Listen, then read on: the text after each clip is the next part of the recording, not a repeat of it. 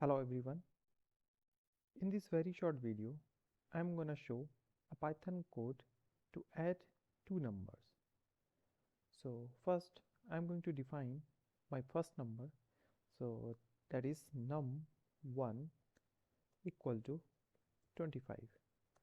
And the second number is num2 is equal to, suppose it's 45. So here these two numbers are defined.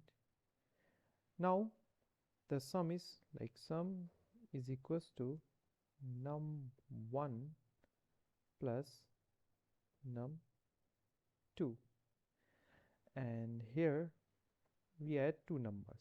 Now I want to print these numbers, so print